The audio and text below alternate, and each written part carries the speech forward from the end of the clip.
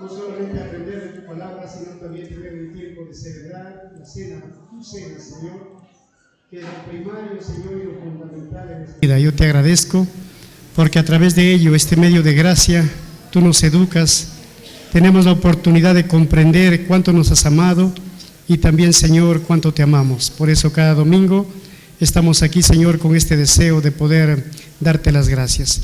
Guíanos, Señor, en esta mañana que queremos meditar en ello, justamente en el mismo tema de la Pascua y la Cena del Señor. Guíanos, mi Cristo, en tu precioso nombre. Amén. Bien, hermanos, el tema de la mañana es la Pascua del Señor y correlativamente la Cena del Señor. Yo creo que como cristianos nosotros, hermanos, ya tenemos casi claro, ¿no?, sobre la Cena del Señor. Pero en cuanto a la Pascua, de repente es un poco ajeno a nosotros por la distancia, por la cultura, por las normas que hay en la Biblia, que a veces la leemos y quizá no logramos comprender en su magnitud. Pero bien, hoy día intentaré, hermanos, aclarar un poco esta relación y a la vez esta diferencia, hermanos, entre la Pascua y la Cena del Señor. Ustedes habrán leído o habrán colgado en su casa de repente para Navidad y colocaban antes felices fiestas Pascuas, ¿no? Algunos colocaban felices fiestas Pascuas y luego corrigieron, ¿no? Ya no imprimen felices fiestas Pascuas para Navidad, porque la Navidad no es la Pascua. La Pascua se celebra justo en esta semana de Semana Santa, ¿no? Y para deslindar un poco vamos a ver hoy día, hermanos, justamente en este punto, ¿no? Quiero que se ubiquen, por favor, en Éxodo, capítulo 12. Voy a tener dos pasajes. Gracias, Antonio. Voy a tener dos pasajes principales. Uno es Éxodo 12 en el Antiguo Testamento y en el Nuevo vamos a tener Lucas 22. Y vamos a movernos entre estos dos textos, hermanos. Bien. La Pascua en el Antiguo Testamento. Vamos a verlo aquí. Y si tú quisieras recordar más exactamente, fijar en tu memoria qué significó la Pascua en el Antiguo Testamento, pues la verdad, ahí están las dos palabras que significaba para un judío, ¿no? Una redención divina y un memorial perpetuo. Esas dos cosas eran importantes en la mente de todos los judíos, o llevaban esa mente clara, por lo menos al celebrar la Pascua. Voy a leer Éxodo capítulo 12, hermanos. Versículos ahí del 1 al 14, dice así. Y quisiera que se vayan deteniendo en las actividades que hay acá, 6 significados también, elementos como la comida, acciones que hacían, para no volver a repetir luego mucho por cuestión del tiempo. Dice el versículo 1 del 12 de Éxodo: habló Jehová a Moisés y a Aarón en la tierra de Egipto diciendo: este mes os será principio de los meses para vosotros, será este el primero de los meses del año. Hablad a toda la congregación de Israel diciendo: en el 10 de este mes tómese cada uno un cordero según las familias de los padres, un cordero por familia. Mas si la familia fuere tan pequeña que no baste para comer el cordero, entonces él y su vecino inmediato a su casa tomarán uno según el número de las personas, conforme al comer de cada hombre. Haréis la cuenta sobre el cordero. 5.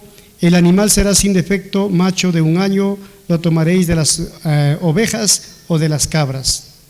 6. Y lo guardaréis hasta el día 14 de este mes, y lo inmolará, lo sacrificarán, ¿no?, toda la congregación del pueblo de Israel entre las 2 tardes. Y tomarán de la sangre y la pondrán en los 2 postes y en el dintel de las casas en lo que han de comer. Y aquella noche comerán la carne asada a fuego y panes sin levadura, con hierbas amargas lo comerán. Ninguna cosa comeréis de él cruda, ni cocida en agua, sino asada al fuego, su cabeza con sus pies y sus entrañas. El 10, ninguna cosa dejaréis de él hasta la mañana, y lo que quedare hasta la mañana lo quemaréis en el fuego. Y lo comeréis así, ceñidos vuestros lomos, vuestro calzado en vuestros pies y vuestro bordón en vuestra mano, y lo comeréis apresuradamente, es la Pascua de Jehová. Pues yo pasaré aquella noche por la tierra de Egipto y heriré a todo primogénito en la tierra de Egipto, así de los hombres como de las bestias, y ejecutaré mi juicio en todos los dioses de Egipto, yo Jehová. Y la sangre os será por señal en las casas donde vosotros estéis, y veré la sangre y pasaré de vosotros, y no habrá en vosotros plaga de mortandad cuando hiera a la tierra de Egipto. Y este día os será en memoria, y lo celebraréis como fiesta solemne para Jehová durante vuestras generaciones, por estatuto perpetuo lo celebraréis. Entonces vemos acá, hermanos, varias órdenes, varias indicaciones para esta actividad denominada la Pascua. Estamos viendo que a partir de la Pascua se instaura el calendario judío. El primer mes para los judíos, ¿no?, inicia a fines de marzo, porque agarran parte de marzo, y abril. Prácticamente abril viene a ser el primer mes para los judíos. Se tomaba un cordero, dice, sin defecto de 1 año para sacrificarlo esa noche. La sangre de ese cordero lo cogían con un hisopo y colocaban en los dinteles de la puerta de la entrada, ¿no?, en la calle, para que cuando venga el Señor a dar muerte como castigo de su juicio a los dioses de Egipto y al faraón y esta gente que había esclavizado, entonces realmente donde encontraba la sangre el Señor saltaba y pasaba a la casa donde no había este rociamiento de sangre, y donde no había mataba a todos los primogénitos, sea de los hijos de las personas o de los animales también. Vemos también que el cordero era acompañado de panes sin levadura y de hierbas amargas. Aparte, la forma de comer era vestidos de tal forma que deben estar listos. Es como que estoy comiendo parado nomás, porque si me siento ya me hago tarde. Como rápido parado porque estoy a punto de salir. Y esa era la forma como tenían que comerlo, o sea, listos y preparados por si pasa algo. Salían y estaban preparados para el éxodo, ¿no?, para la salida. Lo que sobraba tenían que quemarlo, nada debía ser guardado para el siguiente día, ¿no? Si realmente el cordero era mucho para 5 o 6, podías invitar a 2 o 3 vecinos y entre todos comían. O sea, era una fiesta prácticamente, porque tenían que compartir y organizarse, administrar y realmente hacerlo según el orden del Señor. Con la Pascua Dios derrotó a los dioses egipcios.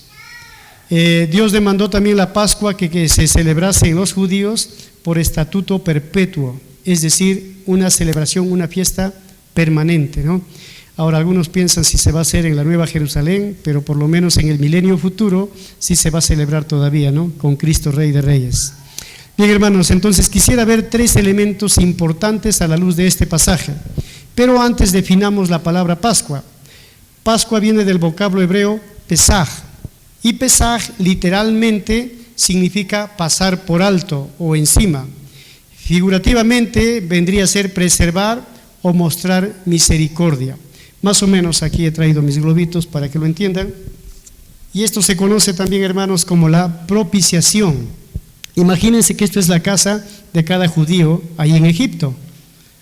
Ahora el Señor dice, maten el cordero y con su sangre colocan en el dintel de la puerta, para cuando venga el juicio, el último juicio que Dios hizo a los egipcios, en consecuencia que no dejaban salir al pueblo de Israel, que estaban ya 400 años esclavizados allí. Entonces vino a matar en la última plaga a los primogénitos, porque no obedecía el faraón con tantas plagas, las 9 anteriores. Entonces cuando llegaba realmente el juicio del Señor, si veía, pero donde estaba la sangre, saltaba, pasar por encima. Y eso significa Pascua. Literalmente, ¿qué significa? Pasar por encima. Así de simple, hermanos. Y claro, ese pasar por encima, en el Nuevo Testamento, ya en 1 de Juan 4:10, se conoce con la palabra propiciación.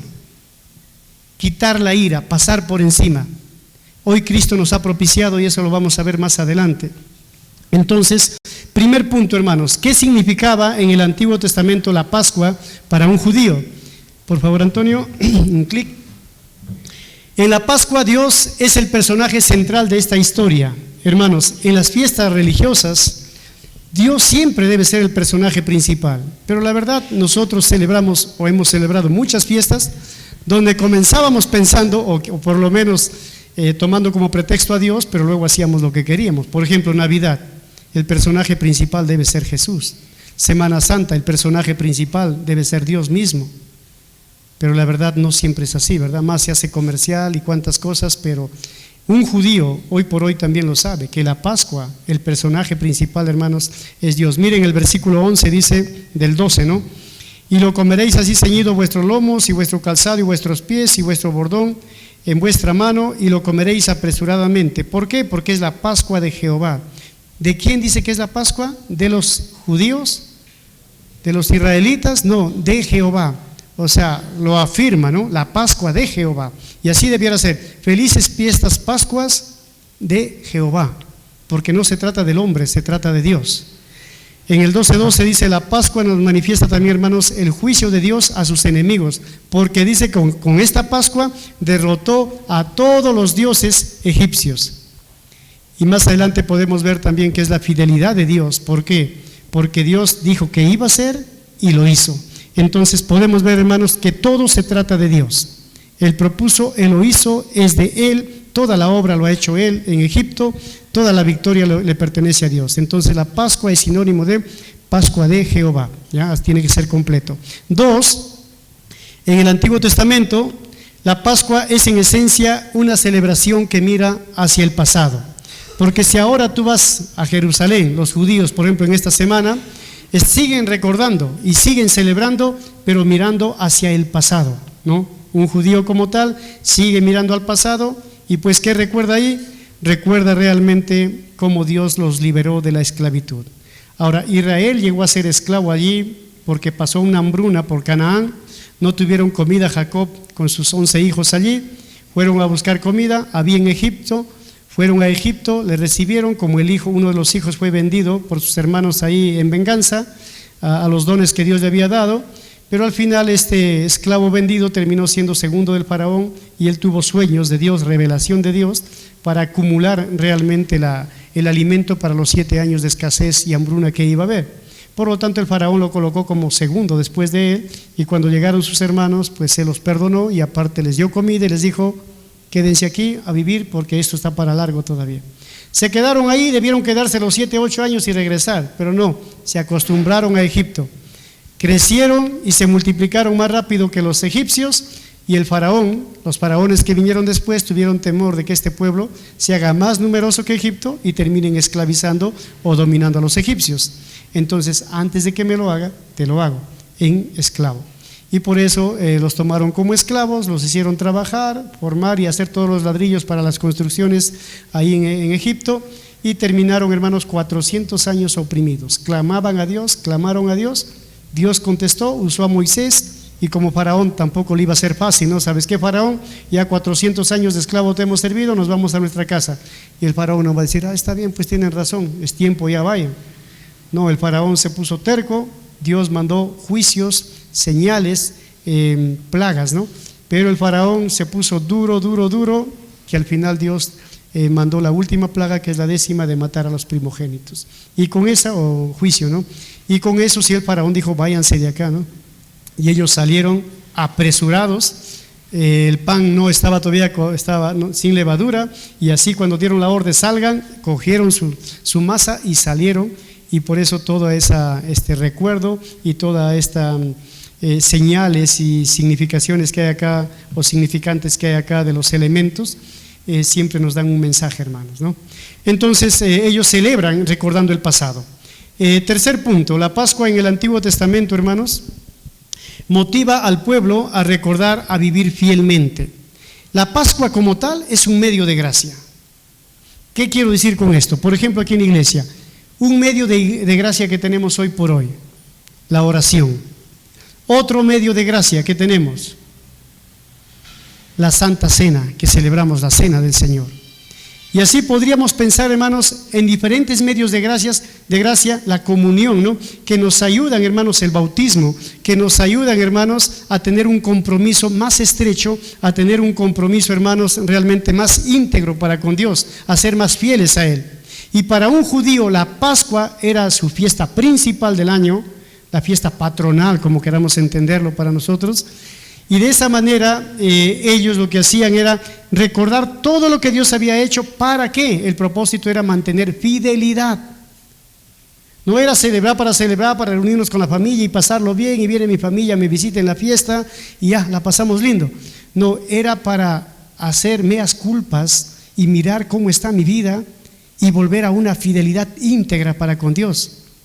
Entonces, para un judío la Pascua era tan importante, y por eso muchos que se encontraban en la diáspora fuera de Canaán, de Israel, mejor dicho, regresaban para la fiesta de la Pascua a Jerusalén a celebrarlo, porque era la fiesta importante, que se trataba de Dios, como estamos viendo.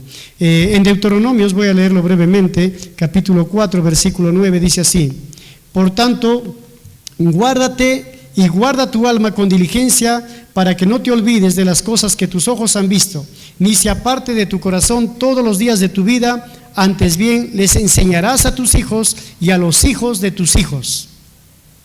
Ese principio, hermanos, de enseñar a los hijos y a los hijos de los hijos, es decir, a los hijos, a los nietos, bisnietos, si llegas a tatarabuelo también, eso es algo, hermanos, un principio que Israel muchas veces ha olvidado y lo han pagado muy caro. Si miran el libro de los Jueces, tan pronto como murió Josué, la pagaron muy caro porque se volvieron idólatras. Y si miran por qué vino los 70 años de cautiverio a Babilonia, fue porque olvidaron a Dios y la pagaron muy caro nuevamente. Olvidar a Dios, hermanos, es pagar muy caro la vida, y hay muchas formas de olvidar. Y el problema que cuando olvidamos a Dios es que no solamente queda un vacío interior en nosotros, sino que la tendencia es a llenarlo con las cosas del mundo, con las tentaciones del mundo, con las modas del mundo, con la influencia del mundo, y al final terminamos siendo idólatras frente a Dios. Y Dios, lo que más aborrece en el Antiguo Testamento, y si hay algo que realmente enfurece su santidad y su ira santa llega a Jerusalén y a la humanidad, es cuando le sacamos la vuelta espiritualmente hablando, cuando cometemos el adulterio espiritual, cuando dejamos que otro ídolo, que no es el Dios de la Biblia, entre al corazón. Tengamos cuidado, hermanos, porque ese Dios de Israel es el mismo nuestro. Y si jugamos a la sacada de vuelta, al adulterio espiritual, yo entiendo que alguien puede estar triste, desanimado, ya bueno, aceptaría un momento, pero vivir en una actitud de desánimo, en una actitud mediocre, nosotros que somos hijos de Dios, no sabemos a los que nos exponemos, hermanos. Si hay un ídolo en nosotros que está desplazando a Dios, la verdad es triste, y el juicio de Dios puede llegar muy cerca. Bueno, en la gracia del Señor Él trata diferente, ¿no? Pero no quisiera realmente conscientemente cometer un acto de adulterio espiritual. Si fuera así, que Dios, hermanos, con su Espíritu Santo nos haga examinar nuestras vidas, ¿no? Entonces, hasta aquí, hermanos, ¿hay algún ídolo en tu vida que está ocupando el lugar de Dios? Aquellas cosas que no nos dejan tener esa buena comunión con Dios, aquellas cosas que no nos dejan tomar una decisión real con Dios, aquellas cosas o personas o circunstancias que realmente no me permiten ser un cristiano a la luz de lo que voy entendiendo. Esa cosa, esa circunstancia, ese hecho es tu ídolo, o es el ídolo al cual tienes que matar. Que Dios nos ayude, hermanos, a pensar en esta primera parte a la luz de la Pascua judía. Ahora miremos el Nuevo Testamento. Vamos a Lucas 22. La Pascua en el Nuevo Testamento, hermanos, tiene dos palabras importantes: certeza de redención y anhelo de comunión. Vamos a leer Lucas capítulo 22 del 7 en adelante. Dice así: llega el día de los panes sin levadura, en el cual era necesario sacrificar el cordero de la Pascua. Y Jesús envió a Pedro y a Juan diciendo: id, preparad la Pascua para que la comamos. Ellos le dijeron: ¿dónde quieres que la preparemos? Él les dijo: he aquí, al entrar en la ciudad os saldrá al encuentro un hombre que lleva un cántaro de agua, seguidle hasta la casa donde entrare. Y decid al padre de familia de esa casa: el maestro te dice, ¿dónde está el aposento donde he de comer la Pascua con mis discípulos? Entonces él os mostrará un gran aposento alto ya dispuesto, preparad allí. Fueron pues y hallaron como les había dicho, y prepararon la Pascua. Cuando era la hora, se sentó a la mesa y con él a los apóstoles, y les dijo: cuánto he deseado comer con vosotros esta Pascua antes de que padezca, porque os digo que no la comeré más hasta que se cumpla en el reino de Dios. Y habiendo tomado la copa, dio gracias y dijo: tomad esto y repartirlo entre vosotros, porque os digo que no beberé más del fruto de la vid hasta que el reino de Dios venga.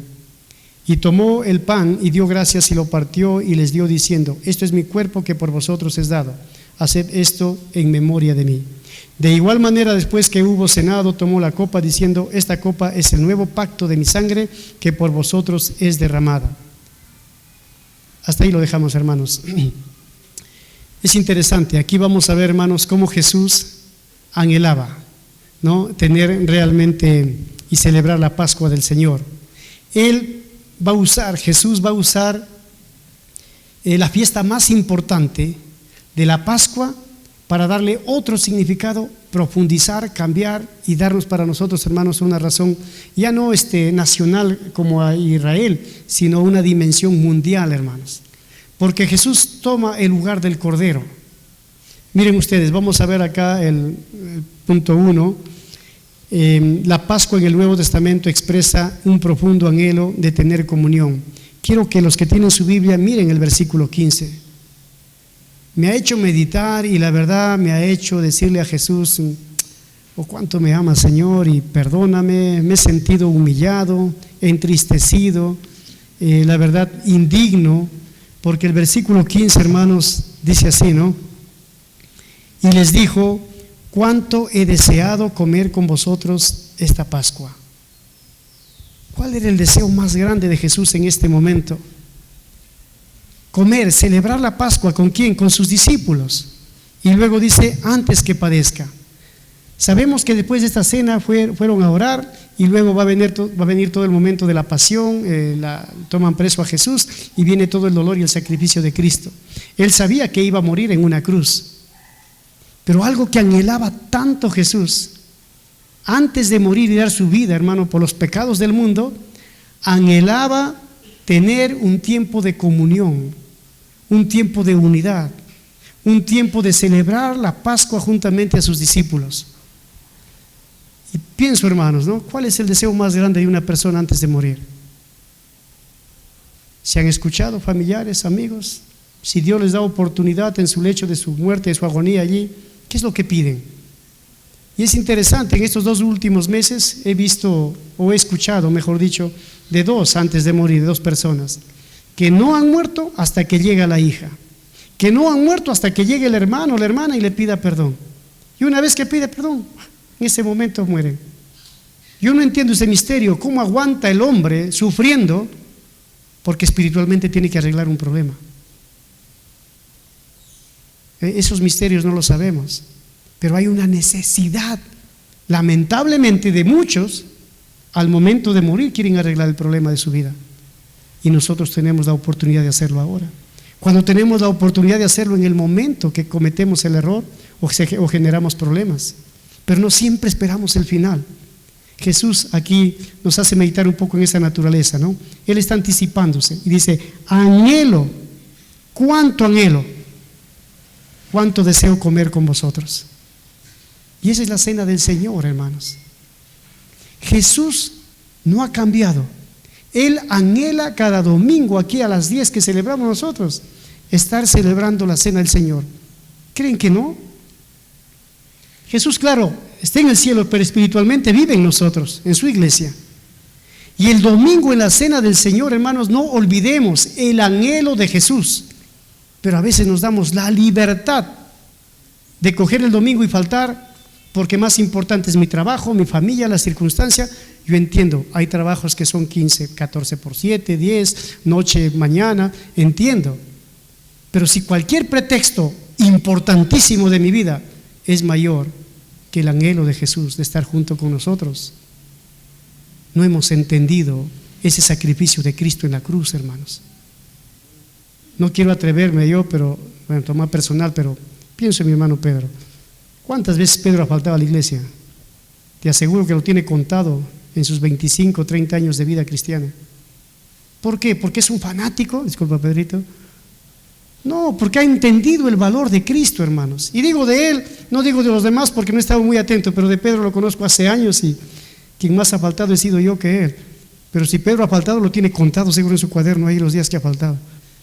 Hermanos, que el Señor nos ayude. Yo entiendo, por favor, los que trabajan, los que están condicionados, ¿no?, por un horario de trabajo, entiendo, hermanos. Pero la verdad, aparte de eso, creo yo, puede ser la enfermedad que está postrada en mi casa, pero aparte de ello, ¿qué me hace faltar los domingos? ¿Pero por qué es importante el domingo? Cristo anhela, cuánto deseo tener, celebrar la Pascua, dijo.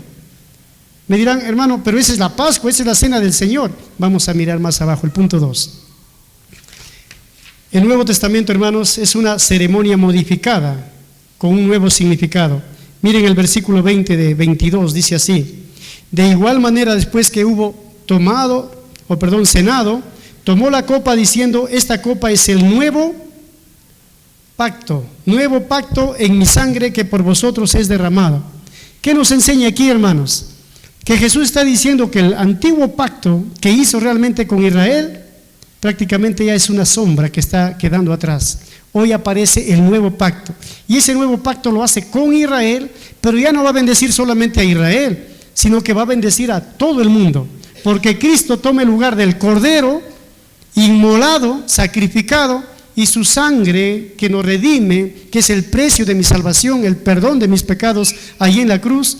Hermanos, de esa manera Jesús está tomando un lugar de salvador, liberador de la esclavitud de nuestro pecado. Y de esa forma, hermanos, es que realmente modifica. A partir de ahí ya no se celebra la Pascua, sino la cena del Señor, porque Él dice: este pan es mi cuerpo, esta copa es mi sangre, y le da un significado más profundo, universal y eterno. Nosotros, hermanos, tenemos que entender, bueno, la mayoría lo entendemos, ¿no?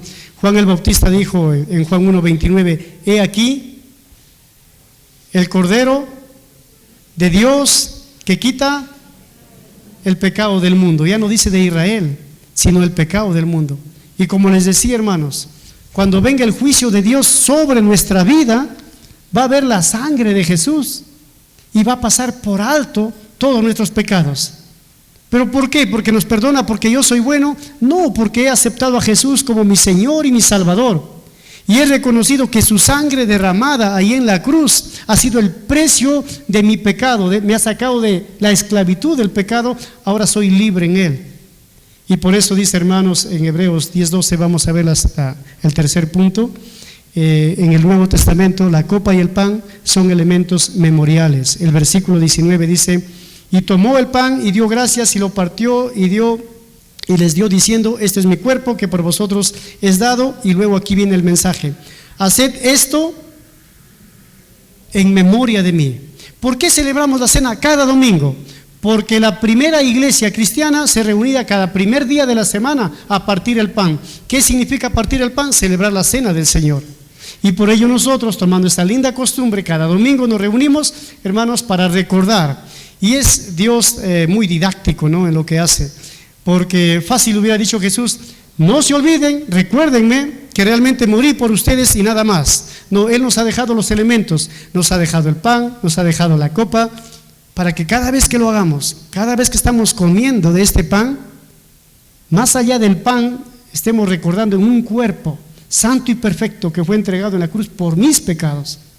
Y cuando tomo de la copa, no es que en ese momento se convierta en sangre, sino yo hago memoria de la sangre preciosa de Cristo derramada por mis pecados.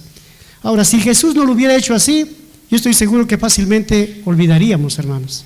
Si Jesús no hubiera dicho: celebren siempre esto en memoria de mí, quizá hace 1000 años ya no lo hiciéramos, y por ahí se escuchara decir: algunos cristianos, algunos domingos recordaban a Jesús que murió en la cruz, porque somos ingratos por naturaleza, hermanos. Somos poco agradecidos a veces con lo que Dios nos da o con las personas que hacen por nosotros. Si nos hacen un bien, olvidamos rápido. Nos hacen un mal, ahí sí lo recordamos a colores, ¿verdad? No, yo me acuerdo en el 2017, el 5 de febrero, la hermana hizo esto y me ofendió, o sea, lo recordamos de memoria. Pero los favores que me han hecho, lo olvidamos, hermanos. Jesús dijo: hagan esto en memoria de mí, porque sabe que somos olvidadizos. Y también, hermanos, si lo pide que realmente es memoria de Él, es para entender, hermanos, que hay prioridad el domingo aquí en la iglesia. No porque los ancianos dicen, es porque yo hice un compromiso con Cristo y nada ni nadie quitará, hermanos, esto. Cuando he estado en lugares donde no ha habido iglesia, entre dos, fue lindo, hemos celebrado la cena del Señor. Éramos 2 cristianos, un domingo, no había iglesia, nos reunimos los dos, compramos ahí la uvita y lo celebramos y fue lindo, porque realmente mi Cristo merece que lo recuerde como Él lo manda, pero también como una necesidad mía. 4, hermanos, es una invitación a celebrarlo y recordarlo activamente. Ya, bueno, me he pasado, disculpen, voy mi mente desordenada. El pan y la copa, al hacerlo, no es una memoria en papel o una memoria verbal. Tomar el pan y la copa es una memoria activa, hermanos. ¿Por qué digo activa? Porque realmente nos demanda tiempo. Las hermanas cogen el pan y lo pasan uno por uno, mientras la alabanza canta, ¿no? Luego la copa, uno por uno. ¿Cómo vamos a olvidar? ¿Cómo no vamos a pegarlo bien en la mente si está tomándonos tiempo el hacerlo, ¿no? Y por eso es que es una celebración para recordar activamente, no pasivamente sentado en una oración y se acabó. Cuando celebramos, hermanos, el pan y la copa, recordamos el pasado, pero recordamos también el futuro. El pasado recordamos que Cristo murió y resucitó. En el pasado recordamos que un viernes Jesús fue crucificado, pero un domingo resucitó para nosotros también resucitar un día. Pero cuando miramos al futuro, Jesús dice, no lo beberé hasta que lo beba nuevo en el reino más adelante de su Padre. Eso que nos hace pensar, hermanos, que un día la cena del Señor vamos a seguir celebrándolo. Espero que no lleguemos tarde a esa cena. Sería lo triste, ¿no? Porque en el futuro ya no va a haber los hijos, el trabajo, la preocupación, no me pagaron, la distancia. Va a ser muy diferente, hermanos. Pero en ese sentido, mirar al futuro es también parte, hermanos, de la celebración de la cena. Punto 5, es una celebración no solo de la muerte, sino también de la resurrección. Al inicio celebraban los cristianos la muerte, pero la verdad, hermanos, luego se entendió mejor que lo que celebramos, hermanos, no es una muerte, sino celebramos una resurrección. Entonces venimos con gozo, venimos con deseo, porque no venimos a mirar un ataúd de alguien muerto.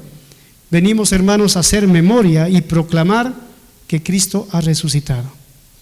Entonces hasta aquí, hermanos, tenemos los 5 más o menos puntos que nos ayudan a pensar en el valor de la cena del Señor.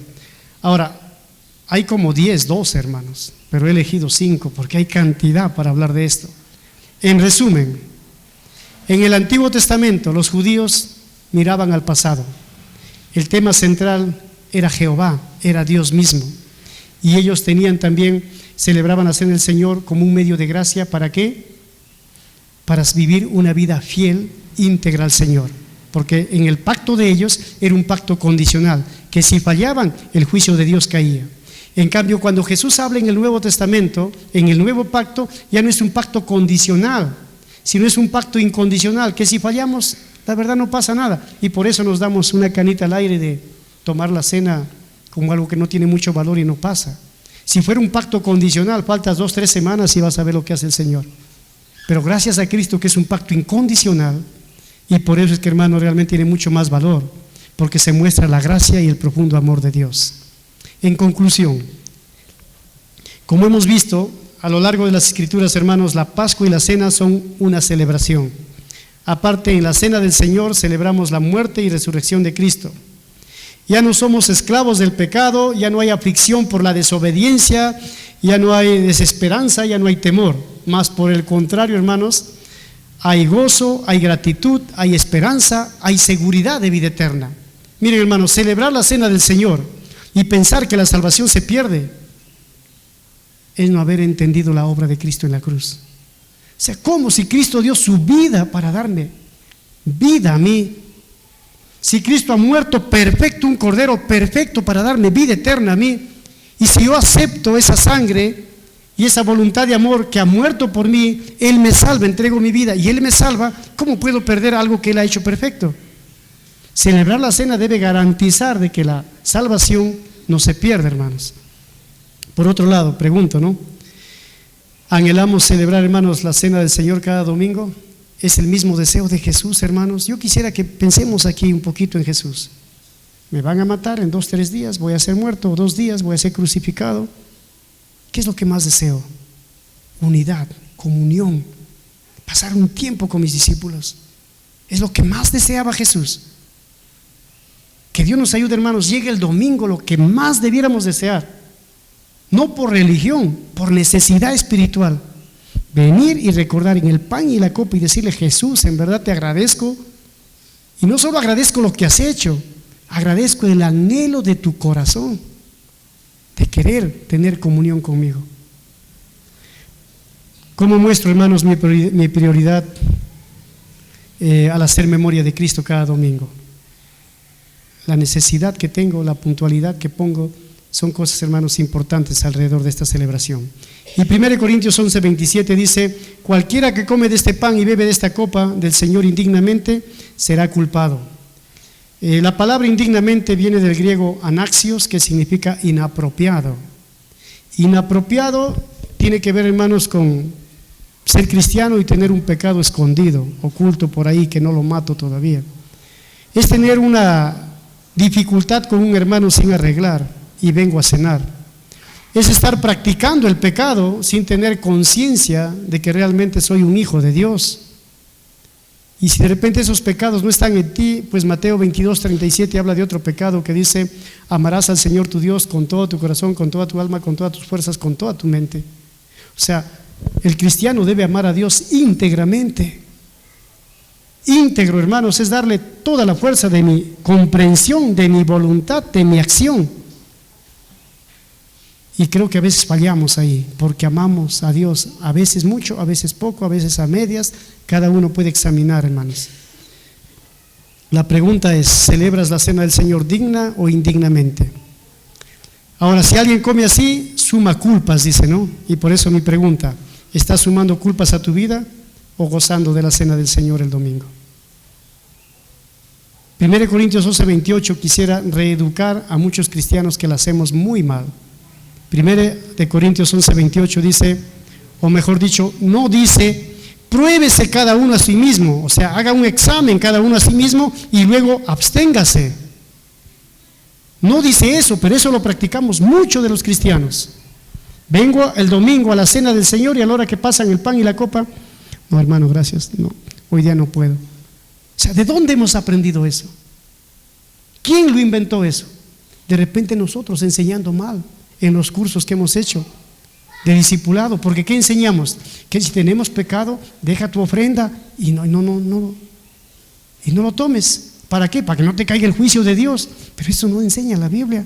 Acá Corintios dice, hermano: examínense cada uno a sí mismo y entonces coma. Me examino, estoy mal, ¿qué debo hacer? Comer. Pero Willy, eso no es caer en culpabilidad de que Dios realmente nos puede caer el juicio de Dios. Sí, entonces debes examinar durante la semana o durante el momento que has cometido el problema, o debes examinar tu vida mediocre, fría, y ahí pedirle perdón y venir el domingo y celebrar. Porque si llegas el domingo y no tomas del pan y de la copa, le estás diciendo: Jesús, sé que anhelaste tanto comunión conmigo, pero yo no quiero hoy día. ¿Y sabes por qué no quiero? Porque tengo un problema con alguien, porque mi corazón está deseando a la señorita allá o al jovencito acá. Tú sabes lo que he hecho en la universidad, tú sabes cómo vivo con mi esposa, con mi familia. No puedo cenar porque anoche le grité a mi esposa y hoy día vengo aquí y no voy a cenar porque si no me cae el juicio. Le estoy diciendo a todos mis hermanos cuando no ceno: soy pecador. Miren hermanos, he venido a la cena, no ceno, ahí nomás gracias, porque soy pecador, porque Cristo está en segundo lugar. Hermanos, discúlpenme, pero debe dar vergüenza venir y no cenar. Quiero ser directo, porque la palabra de Dios es directa y el corazón de Cristo en Lucas 22:15 dice: cuánto anhelo celebrar con ustedes la Pascua, cuánto deseo. Desearás, Jesús. Yo hoy día no deseo porque tengo otro deseo que todavía en mi conciencia no me deja. Ya está bien, hoy día domingo no lo hiciste, y el otro domingo. Por eso la cena es importante, porque te santifica, te examina, te escudriña. Hermanos, no quiero decir perdónenme, porque es la palabra de Dios. Así como Cristo anhela celebrar la Pascua con sus discípulos, así como Dios desea, Padre, Hijo y Espíritu Santo, mi pregunta es, hermano, cuando dejas de cenar, desprecias a Cristo, su sacrificio y su amor. Y mi pregunta es, ¿cómo será en adelante tu actitud frente a la cena del Señor? Que no sea un mensaje más, hermanos, en verdad. Recuerden, Lucas 22:15, Jesús dice, cuánto anhelo, cuánto deseo. He terminado el mensaje, pero no voy a orar todavía porque tengo una segunda parte. Ojalá lo haga en 5 minutos. Esto lo van a enseñar, hermanos, durante los días que vienen de la cena, jueves, viernes o sábado, la Semana Santa. Quisiera que pasemos al siguiente punto, Antonio. Vamos a ver 17 cosas, y 17 suena para una hora, ¿no? Pero voy a correr. Si algo queda, bien, hermanos. Si algo no queda, el martes y el miércoles en tu rebaño, con tu líder, ahí le dices, explícame, hermano, o vayamos meditando un poquito más qué significaba la Pascua judía, hermanos. Pero esta Pascua de acá que vamos a ver hoy día es una Pascua combinada entre el Antiguo, Nuevo Testamento y aún también con acciones después del año 70 después de Cristo, cuando el templo fue devastado en Jerusalén. Entonces hay una combinación en la historia de esta celebración. Vamos a ir por partes. Lo primero que hacían en Semana Santa era el papá o la mamá se preocupaban porque en la casa no haya ni un centímetro ni una pizca ahí, o mejor dicho, gramo de levadura. Tenían que quitar toda levadura de la casa, porque la levadura es sinónimo de pecado, ¿ya? Segundo, encendían las velas. Encendían las velas, esto porque empezaba de noche, se celebraba la fiesta, encendían las velas, como también diciendo pues la luz de Cristo, ¿no?, que aparece bien a nosotros. 3, la primera copa se llama la copa de la santificación. Había una copa con vino, donde colocaban ahí delante de todos, y era la copa de la santificación, expresaba eso, la primera copa. Con ella daban inicio, hermanos, realmente a la ceremonia de la Pascua. Posiblemente, dicen, esta copa se servía caliente, ¿no? Punto 4, lavar las manos. Luego de ello se lavaban las manos, era una muestra también de una vida santificada. Y Jesús hizo esto, ¿recuerdan? Pero Jesús, la historia dice que quien lavaba las manos, o quien se lavaba las manos en representación de todos, era el que tenía autoridad, el dueño de la casa, el que invitaba a la cena. Él se lavaba las manos en señal de autoridad frente a todos y también como el anfitrión. Pero Jesús cambia acá. Jesús no lava las manos. Jesús no se lava sus manos. ¿Qué hace Jesús? ¿Recuerdan? Lava los pies. Aquí cambia. Ya no vengo yo con autoridad. Ya no vengo yo como el señor de la casa. Yo vengo como el siervo y le lavo sus pies a cada uno de ustedes, ¿no? Entonces Jesús cambia esa autoridad por siervo, ¿no? Y ese señorío lo cambia, hermanos, por un acto de servicio, de misericordia, de humildad. Punto 5. El plato ceder, quizá la letra dice pequeña porque hay bastante, hermano, que hablar, pero aquí quiero hacer un resumen. Acá hay algunas comidas y si alguien quiere, la hoja lo tengo fotocopia atrás, les puedo dar para que no tengan dificultad. Me olvidé el puntero otra vez, pero en la primera parte habla de las carpas. El plato ceder significa en qué consistía esa mesa de comida, y la mesa de comida judía consistía en esto: las verduras y el agua salada presentan la esperanza de vida y las lágrimas en Egipto. Gracias, Antonio. Luego, la raíz de la hierba amarga, chaseret, ¿no?, recordaba las lágrimas de Israel cuando estaban esclavos en Egipto. Se daba aquí la bendición. La hierba amarga en sí hace recordar la amargura de la esclavitud en Egipto. Luego, el charoset es una mezcla de manzana y nueces. Dicen que los colores rojo y marrón significaban la barra y el mortero de herramientas para hacer los ladrillos en Egipto. Miren ustedes, la Pascua era todo una significante ahí de cosas, ¿no? Tenía un significado total, el color, la comida, todo para hacer recordar. Hijo mío, tiene sus 4 años, ya me entiende, come esta hierba amarga. Y el hijo lo come. ¿Qué lo va a comer amargo? Al comer amargo, ¿por qué, papá? No, que me lo comes. ¿Por qué, papá? Y ahí le explicaba por qué en el pasado, qué pasó y qué lo van a olvidar de esa manera, ¿no? Luego tenemos el agigag, en hebreo, ¿cómo se pronunciará? El huevo duro, ¿no? El huevo se mojaba en agua salada. Esta comida fue introducida posterior a Cristo para pensar en los sacrificios que se hace cada mañana en el templo, o el templo que ya no lo tenían. Eso dice fue colocado después porque cuando el templo fue destruido, ¿a dónde llevaban sus ofrendas? Ya no había. Entonces colocaron un huevo para recordar que alguien moría también en el templo, ¿no? Luego tenemos el cordero.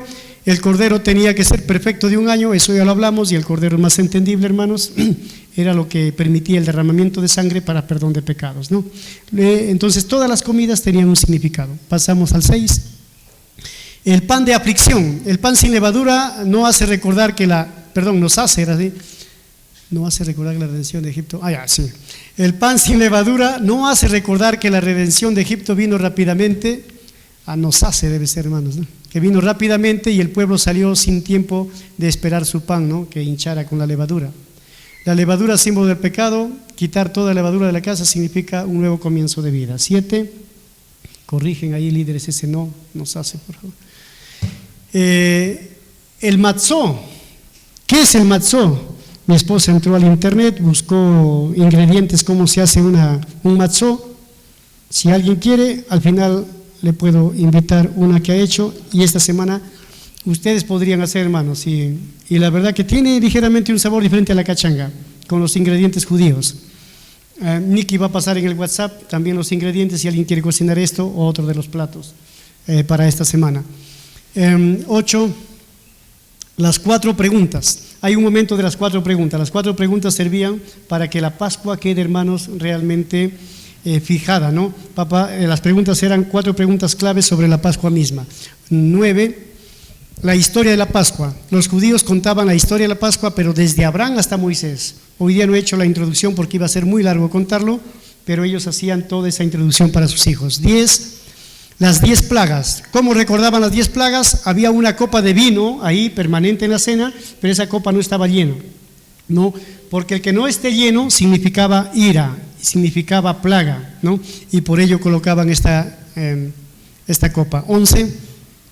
La segunda copa, la copa de las plagas o de la liberación. El líder rompe el matzó, el pan, pone parte en el agua salada y se lo daba a cada persona. Es lo que si quieren hacer y experimentar estos días. Notamos eso no es el cuerpo de Cristo, sino viene a ser, hermanos, justamente en Juan 13, 21, 26, cuando Judas sale en esta parte. Judas sale en un momento, recuerdan cuando Cristo están en la cena, él sale. Dicen que justo en este momento de la segunda copa es cuando Judas abandona el momento. Y para esto ya Jesús ha dicho, pues uno de ustedes me va a traicionar, ¿no? 12, la cena pascual, en el momento ya de comer, la última comida debe ser el cordero. El aficomán, ¿qué es? Prácticamente es el pedazo del pan. O sea, si a este pan, a este matzó, lo partes, ese pedazo se convierte en el aficomán. ¿Qué hacían? Bueno, es momento en que el líder de la cena manda a los niños a buscar el aficomán. En sí es algo misterioso para los judíos. Es una tradición del 70 después de Cristo. Los panes representaban unidad y aflicción. Lo vamos a ver más adelante eso. Sigue el 14. ¿Qué significa los 3 panes y el aficomán? Después de la destrucción del templo llegó a representar el sacrificio pascual. El pan reemplaza al cordero, porque ustedes se dan cuenta, ya no hay un templo, ya no hay un cordero, entonces el pan pasó a representar el cordero. Y ahora cuando Cristo está en la cena, parte el pan y dice, esto es mi cuerpo, y a la vez Él es el cordero. Ahí la asociación. 15. La tercera copa, la copa de redención o la copa de bendición. De esa copa Jesús dijo, esto es mi sangre del pacto que es derramada por muchos para el perdón de pecados, ¿no? Nos hace pensar en la sangre del cordero. Como ustedes ven, hay una tercera copa y hay una cuarta copa, ya sé que están pensando ya. La cuarta copa, la copa de Jalel o de alabanza. En esta cuarta copa es donde se cantaban los himnos y los salmos, y es aquí en este momento que Jesús dice, no la beberé más. O sea, la cuarta copa Jesús ya no lo tomó. La primera, la segunda, la tercera, pero la cuarta ya no, porque dijo, la beberé nuevo en el reino de mi Padre, ¿no? Hasta ahí llegó realmente ese momento de Jesús en la cena pascual. El 15, la copa de Elías. Los judíos miran al futuro, todavía están esperando ellos al Mesías, cuando entendemos que el Elías ya vino y fue Juan el Bautista, y luego viene el Mesías, pero para los judíos todavía Jesús no viene, o el Salvador, el Redentor todavía no viene, ¿no? Lamentablemente. 16 a 17, la esperanza. Al final terminaban la reunión haciendo realmente remembranza y diciendo esto, ¿no? El año próximo en Jerusalén. Y más o menos termina como el Apocalipsis, ¿no? Ven Señor Jesús. El año próximo tenía que ver con una declaración de desear que venga el Señor pronto, el Mesías pronto, e igual termina el Apocalipsis. Ahora las copas, era una copa que se lo pasaban a varios, ¿no? No era realmente cada uno con su copa al estilo peruano y se servía cantidad y luego terminaban, ¿no?, mareados. Era una cena de celebración, ¿no? Ahora si los niños tomaban, no lo sé, al final tampoco el alcohol que nosotros tenemos de alto grado, los vinos en Jerusalén, como en España mismo, hay de diferente grado. En España hay muchos hermanos que toman vino, un vino más moderado, que está casi como una gaseosa y puedes tomar media botella y no tiene alcohol como acá nos hace daño. Entonces, no juzguemos con el prejuicio latino, peruano, pero sí tengamos, hermanos, en mente de que era parte, ¿no?, de la celebración de la cena del Señor, como también de la Pascua.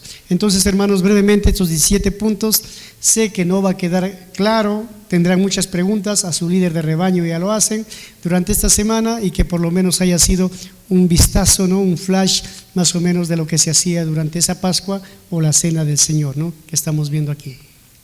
Vamos a orar, hermanos, vamos a terminar, y quisiera que volver al mensaje para meditar y dar gracias al Señor del significado realmente de la cena del Señor hoy por hoy a nosotros. Oramos.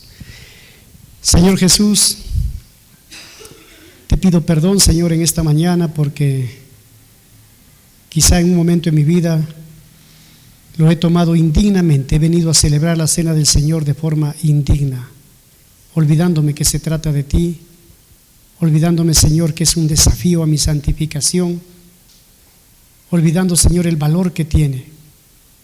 Perdóname, mi Dios. Yo te pido que como iglesia nos ayudes cada domingo, como lo practicamos cada domingo. Corremos, Señor, a veces el error de hacerlo una costumbre y olvidar, Señor, que se trata de ti. Ayúdame en mi vida espiritual, Señor, a ponerle valor. Ayúdame, mi Dios, realmente de aquí para adelante desear el domingo por ti. Perdónanos en la iglesia y ayúdanos, Señor, a poner esto en nuestro corazón. Oro por esta semana, que nos ayudes a reflexionar con la familia, con los hijos, que eduquemos lo que significa la cena del Señor, el trasfondo de la Pascua, para que demos valor, Señor, a nuestra fe. Gracias, mi Cristo, por esta mañana y por esta enseñanza. Amén.